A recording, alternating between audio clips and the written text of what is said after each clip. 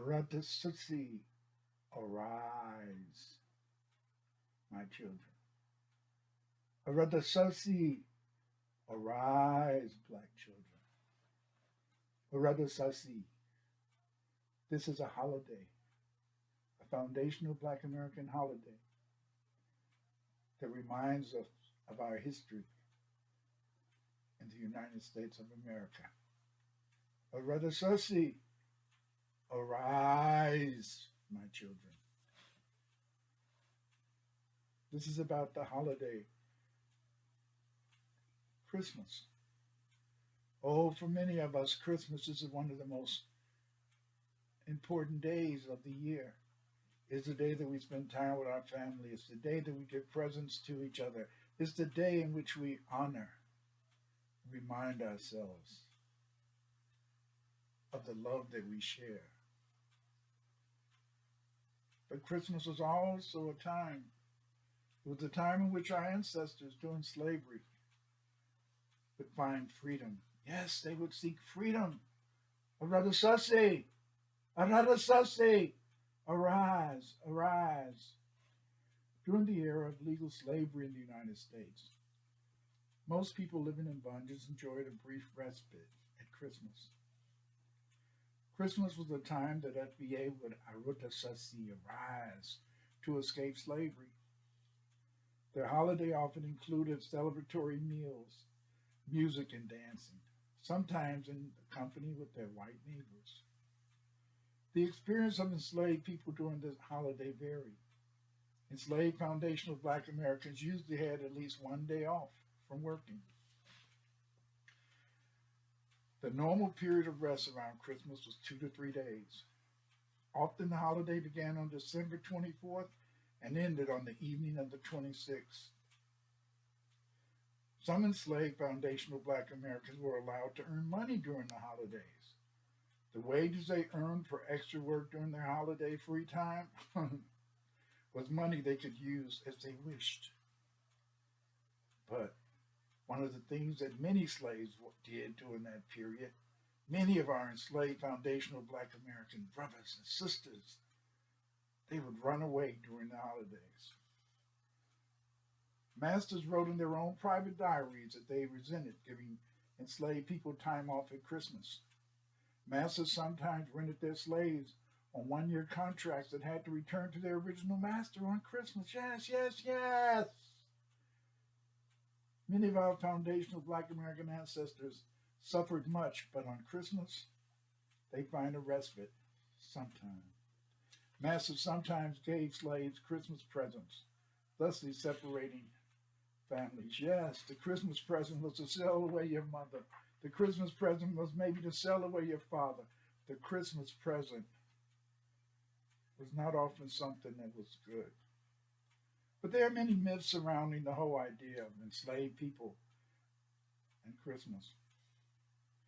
You know, sometimes they make you believe that all the enslaved were allowed to go literally anywhere they wanted. They, you know, they make you think that they could visit a relative or go to another plantation. Sometimes this was allowed, but not always. You see, they weren't always allowed to go from place to place on Christmas. They weren't often always allowed to be able to visit a relative, you see, on another plantation. Most of the time, masters wanted to keep track of their slaves. Another myth is that masters gave presents to their slaves on Christmas. No, they just gave them the day off if they got that. Freed slaves often returned to masters on Christmas to give them gifts. That's another myth. Why would a slave, a former slave who had become free, go back and give their masters a present? No, they wouldn't do that. That would have been stupid. Because these slaves would not come back to give them presents because they had ran away because of the mistreatment on the plantation. Rules were always relaxed around the Christmas holidays, and enslaved people could Arutesuse, arise, to travel away from their own plantations. On some plantations, slaves were given a travel ticket that allowed them to travel to other plantations to visit their families. Often, this was the only time during the preceding year, they could Arutesuse arise to visit their family.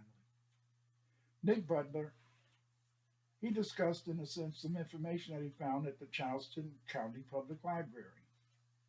What he wrote is this. He said that Christmas, this brief holiday respite, was not entirely free of obligations, however.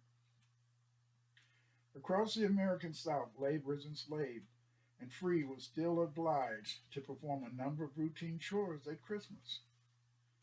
Farm animals had to be fed and tended, for example. Fresh water had to be drawn from wells and toted indoors. Ashes collected from the fireplaces and discarded.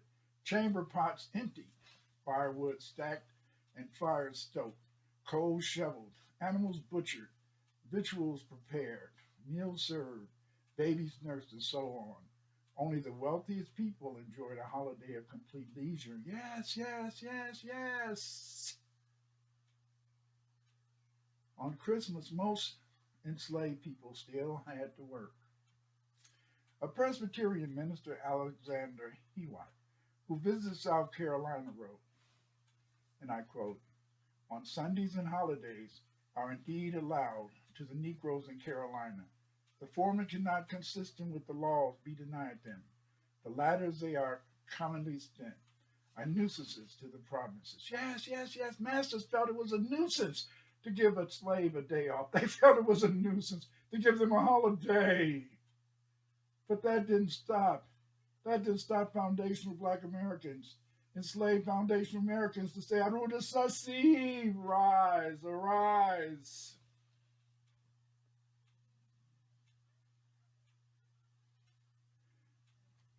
But they still wanted to make sure the slaves didn't assemble together in crowds because they felt that, hey, they might be trouble. But on Christmas, they might allow them to sometimes have a crowd, make a crowd so they could dance and feast and have some merriment. But it was only around Christmas. Richard Yardo in 1843 he wrote in his diary, "We allow our adult slaves or laborers a peck of corn or a bushel of sweet potatoes each per week, and each child under a certain age half the quantity, giving them salt and meat, or salt fish occasionally. In addition to all this, each slave is allowed a portion of ground to till for his own use and profit, on which he cultivates vegetables, Indian corn, rice, potatoes, and ground nuts or peanuts. One or more as he may choose, with the privilege also of raising poetry and selling them, their aids for his own benefit. The game of the woods and the fish of the river or pond are theirs also. Never, never, too, was there a more musical, dance-loving, merry-making people. Their Christmas sports, at which season they have holidays, or Saturnalia, of 3 days' duration, show them as indeed does its whole course of existence, to enjoy animals' life to the highest possible degree, and to stand in no regard of that devilish sympathy of the abolitionists, which would sow dissent, strife, and misery, and they're now happy and peaceful, if not eating like Lot. Eating like Lot, that's a lie. That's a lie. They wanted you to believe that slaves just had so much fun. Slaves had everything to do. No, no, no, no, no. Our people, yes, children, our people, sometimes they experience much cruelty. Sometimes they experience much hate. Sometimes they experience much pain. Arutesuse, arise, children. Arutesuse, arise. You see, Black people wasn't all satisfied. Sometimes you hear about maybe 1 or 2 revolts, but no, that's not really true. Herbert Aptheicher, and a historian, wrote in a book called American Negro Slave Revolts that there was 250 slave revolts against whites. Yes, 250 slave revolts. We were not innocent. We did not take this. We did not lay down and allow people to just mistreat us. We fought back. Arutesuse, arise. Arutesuse, arise. The first Maroons fought whites in 1526. Yes, yes. In 1526, Foundation of Black Americans overthrew the Spanish colony of Lucas Vasquez de Leon. Even though there were 500 Spanish and only 100 blacks in the colony, along with their Indian friends, the Spanish were forced to return to Haiti, while the blacks, the foundation of Black Americans, took their freedom on their own. They fought for their freedom. The enslaved people had many reasons to flee their plantations. The causes behind people becoming maroons around Christmas might be the overseer's whip.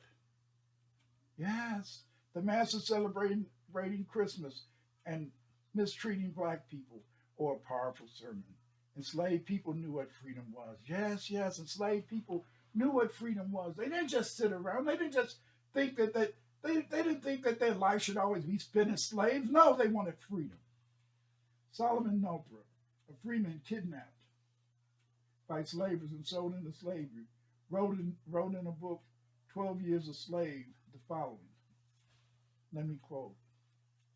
They, the enslaved people, do not fail to observe the difference between their own condition and the meanest white man's, and to realize the injustice of laws which place within his power, not only to appropriate the profits of their industry, but to submit them unmerited and unproven punishment without remedy or the right to resist or to remonstrate. Yes, yes, yes, yes. They would kidnap you sometimes and enslave you. They owed us money, children. There's a thing called reparations. Do you know what reparations is? Reparations is a demand by people who have been mistreated, people who are owed money's respect and an apology. And we are today, yes, yes, foundational Black American people. Arutesuse, they have arise to demand reparations. The Maroons usually make their settlements in the swamps and badlands or among Indians. They were often changed into these areas by dogs and men with guns. Yes, they were chased into these areas by dogs and men and guns, but many times the foundational Black American Maroons fought. The Maroon might hide in the forest until his anger towards his master might subside, or the need for food. Other enslaved people stayed in the swamps and woods with their families for weeks, months, and years, or followed the North Star to Canada to gain independence and freedom. Yes, yes, yes, yes. There's a Black historian named John W. Blasingame. He wrote a book called The Slave Community. In the slave community, he tells us about the Maroons. He tells us about the Black people who fought for their freedom. And I quote, a Maroon was a resourceful Black man who, having obtained his freedom, challenged any white man to take it away from him. A Maroon, if his hideout was discovered, he was willing to die defending it. For instance, when a group of North Carolina whites attacked a Maroon camp in August 1856, the slaves fought back and killed one of them. Then the Negroes ran off cussing and swearing and telling them to come on. They were ready for them again. On a number of occasions, the Maroons fought pitched battles with militia in the 17th and 18th century. Yes, yes, yes, my children. Arutesuse, arise! Arutesuse, arise! We are not a docile people. We are not a people who take mistreatment lying down. Yes, our people were fighters. They were Maroons. You know, often our Maroon ancestors often would ally with the Indians.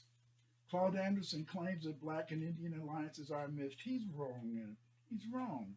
In his opinion, the only Black Indian alliance was with the Seminoles. This view is false. Black Maroons as early as 1526, as I talked earlier, fought alongside Indians to push the Spanish off the Carolinas. We also find that the former slaves played a prominent role in the Yamasee and other Indian wars. Here's a picture of the Yamasees. Look at the Black people in their turbans. Look at the Black people in their kufi hats. Yes, yes, yes. Maroons were often allied with the Indians like the Yamasee and Seminoles in Georgia, Florida, and South Carolina. The relationship between the Africans and Seminoles lasted several decades. Yes, yes. But there were many holidays during the year, but the best time of the year for our enslaved foundational black American ancestors was Christmas. Christmas was the best time to run away from the plantation. It was a great time to run away because slave travel was accepted, and slaves could get a pass to move between plantations to visit family members.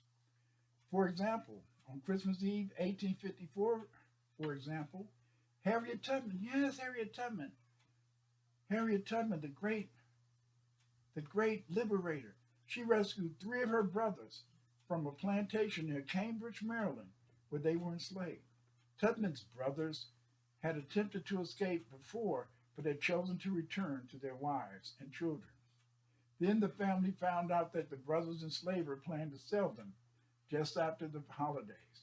After getting passes to visit their mother, the Tubman brothers ran away with their sister to freedom. Yes, yes, yes. Here's a picture of Harriet Tubman and her family. Christmas was a great time of the year to run away from the plantation. It was a good time to run away because whites relaxed their rules concerning slave travels. The best example of this behavior is the story of Jermaine Wesley Lagoon, originally known as John Logood. He ran away from his master's plantation in 1835.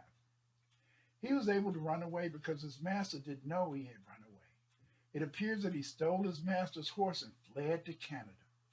John stayed in Canada for a while. Later, he returned to upstate New York, where he became a minister of the African Methodist Episcopal Zion Church. He also opened a school for foundational Black American youth because he understood that children must learn, children must get an education, and with an education, Black children can do wonderful things. 20 years later, John's former master died. The wife of his former master threatened to sell John to a new master who would re-enslave him if he did not pay her $1,000. Do you think he paid it? No, he didn't. He wrote her back and he said, and I quote, "I will not budge one hair's breadth. I will not breathe a shorter breath, even to save me from your persecutions. I stand among a free people who, I thank God, sympathize with my rights and the rights of mankind. And if your emissaries and vendors come here to re-enslave me, and escape the unshrinking vigor of my own right arm, I trust my strong and brave friends in this city and state will be my rescuers and avengers." Yes, yes, he was a brave man. He was a brave man because John knew that through his fighting around Christmas, he could find freedom. That Arutesuse arise, Arutesuse arise. That's why we celebrate the holiday Arutesuse. Nick Butler tells us about another great Black man. His name was John Andrew Jackson. John Andrew Jackson, he was a runaway slave. Yes, yes, yes. Jackson's antebellum story provides a valuable example of resistance during the holiday season. He escaped from a cotton plantation in Sumter District, South Carolina in 1846, and later wrote about his bold adventure in a brief autobiography. His preparations commenced in early December. After trading some fowl, like that's chickens and ducks, that he had raised for a pony at a neighboring plantation, he kept the animal hidden in the woods nearby. Jackson had often accompanied his owner to Charleston as a cattle drover and was familiar with the route to the port city. After he bid a final farewell to his mother and father on the morning of Christmas Eve, he set out from the plantation on his pony and traveled along the public roads. Nick Butler added that he met a number of white folks along the way, each of whom stopped him and asked how far he was going on his own. He always answered, "To the next plantation, massa," and they let him continue. But he did not deviate from his journey. That evening at sundown, he stopped at a plantation and lodged with the resident enslaved population, who assumed Jackson had leave from his owner to travel. during the customary holiday. At a crossing over the Santee River on Christmas Day, he paid 20 cents to an enslaved ferryman who pocketed the money and asked no questions. Stopping to rest at a roadside hotel later that evening, a white man recognized Jackson from previous visits with his master. The enslaved man repeated his story that he was merely traveling to a nearby plantation for his Christmas holiday, and all was well. He rode into Charleston on the evening of December 26 and met other enslaved men who agreed to help him find lodging and work. It is the custom there, recalled Jackson, for the masters to send their slaves out in the morning to earn as much money as they can, how they like it. I joined a gang of Negroes working on the wharves and received $1.25 per day without arousing any suspicion. Several days later, Jackson visited a vessel along East Bay Street preparing to depart for Boston. The cook, a free man of color, reluctantly agreed to hide him below deck, and Jackson became a free citizen of Massachusetts a few days later. Arutesuse, arise, children! Arutesuse, arise, children! Now you see that Christmas is more than just a holiday to get presents.